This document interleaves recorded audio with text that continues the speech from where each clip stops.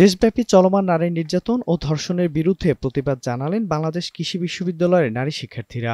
১০ March সোমবার সন্ধ্যায় বাকৃবি ক্যাম্পাসে একটি মশাল মিছিল বের করেন তারা।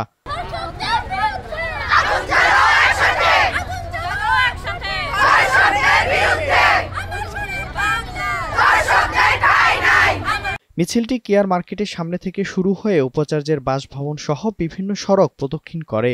এ সময় ধর্ষকদের সর্বোচ্চ শাস্তি এবং দ্রুত বিচার সহ বিভিন্ন দাবি জানান শিক্ষার্থীরা। প্রতিদিন নিপীড়িত হচ্ছে, এমনকি নিপীড়িত না শুধু ধর্ষিত হচ্ছে।